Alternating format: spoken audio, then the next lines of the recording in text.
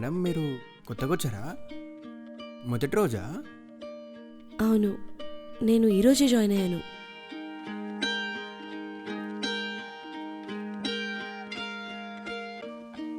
ముందు కొంచెం వాటర్ తీసుకుంటారా? తీసుకోండి మేడం. చిక్కు, మేడం. ఈ రిజిస్టర్ తీసుకెళ్ళు.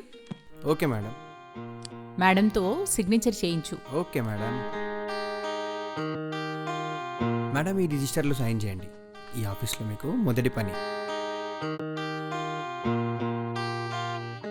చిక్కు, చెప్పండి. ఆ కుర్చీ తీసుకువెళ్ళి మేడం కోసం అక్కడ వెయ్యి. సరే మేడం. అలాగే అందరి కోసం టీ కూడా తీసుకురా.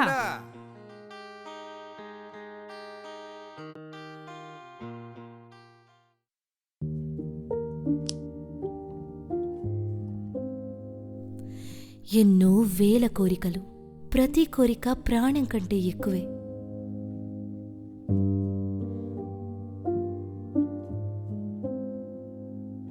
భారతదేశం బడ్జెట్లో కళ మరియు సాహిత్యానికి ఎప్పుడూ స్థానం ఇవ్వరు. చూడండి, ఆఫీస్లో మొదటి అంశ తయారు.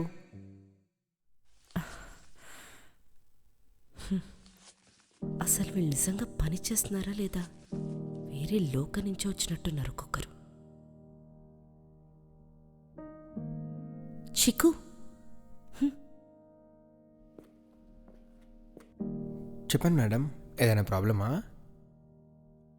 ఏం లేదు, ఇది నా మొదటి రోజు కదా ఆఫీస్లో. పనేమీ లేదు, సమయం కూడా గడవడం లేదు. మీరన్నది నిజమే, ఈ ఆఫీస్లో పనులేం ఉండవు. నిజమా? అంటే ఇక్కడ ఎలాంటి పనులు ఉండవా?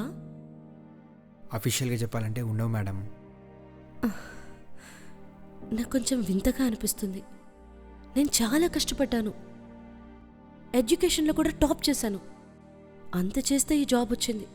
ఇప్పుడు ఇక్కడికి వచ్చాక అసలు పని లేదని విన్నప్పుడు మనసుకు చాలా బాధగా అనిపిస్తుంది.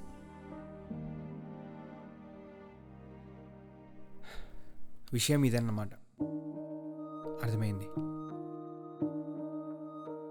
మేడం. ఆశ్చర్యపోతున్నారు, ఈ ఆఫీస్లో పనేం లేదేంటి అంటున్నారు. ఈ కళలు మరియు సాహిత్య ఆఫీసు ఎందుకుందో తెలుసా? సర్కార్ బడ్జెట్లో ఒక విభాగం ఉంటుంది కళలు సాహిత్యానికి. దానికోసమే ఈ ఆఫీస్ ఏర్పాటు చేశారు. ఆఫీస్ అయితే పెట్టారు, కానీ మర్చిపోయారు. శాలరీ మాత్రం టైంకి వస్తుందనుకో. ప్రభుత్వానికి కళలు సాహిత్యం గురించి మాట్లాడడం ఇష్టమే, కానీ పనులు కాదు. మేమంతా కూడా కళలు సాహిత్యం కోటాలోనే వచ్చాం. అందరం కళాకారులమే. మా అందరికీ జీతం కంటే కూడా పనంటేనే ఎక్కువ ఇష్టం. ఇక ఈ చీకు రోజు పొద్దున్నే వచ్చేస్తాడు. ఒక్కడే కూర్చుని షేక్స్పియర్, కిషోర్ కుమార్ ఇద్దరు రిహార్సల్స్ చేసేస్తాడు. ఇద్దరిని కలిపి ఔపసును పట్టేశాడు. మ్యామ్, కవిత గారు ఒక మంచి రైటర్. రోజూ ఏదో ఒకటి కొత్తగా రాస్తారు. గాలిబు నుంచి గుల్జార్ వరకు అందరికీ తన హృదయంలో స్థానం ఇచ్చింది, ఏ తేడా లేకుండా.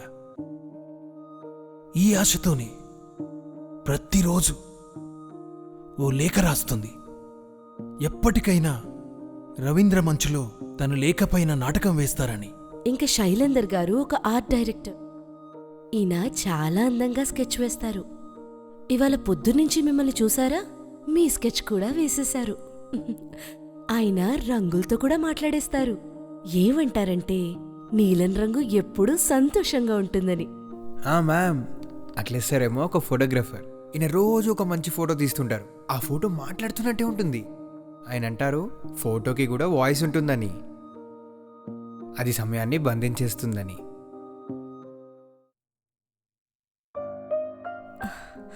మీరందరూ చాలా టాలెంటెడ్. మరి ఆఫీస్లో మీకు టైం ఎలా గడుస్తుంది? ఉదయం రాగానే గుడ్డిదాయి అంటారు చీకు, అందరికీ ఛాయ్ తీసుకురా అని. నేను ఉదయం రాగానే కవిత గారికో రాగం వినిపిస్తాను.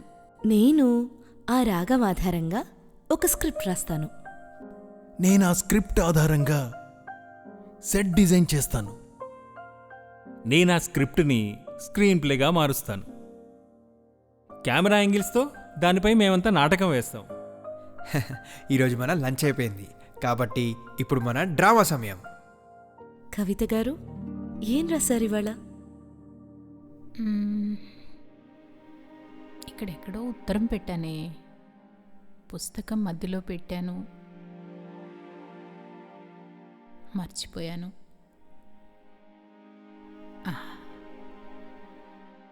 కానీ అది నన్ను మర్చిపోలేదు. ఆ ఉత్తరం నాదే. అందులోని మాటల్లో భావాల్లో ఒక వాగ్దానం ఉంది. రాశారు కానీ పూర్తి కాలేదు. నేనొక పోస్ట్ మ్యాన్ని, కానీ నేను లేఖను తీసుకురాలేదు. నేనే లేఖనయ్యాను. ఎందుకంటే నా చేతిలో ఒక వ్యక్తి డెస్టినీ ఉంది. చిత్రంగా మలచబడ్డ ఆ లేఖని నా కెమెరాలో బంధించాను. ఆమె నవ్వింది, కానీ ఆ కళ్ళల్లో నీళ్లున్నాయి. నేనే సమయాన్ని, ప్రతి విషయాన్ని చూశాను, శబ్దం లేకుండా గడిచాను. ప్రతి మాటకి సాక్షిని నేను, ప్రతి మౌనానికి మిత్రుని నేను.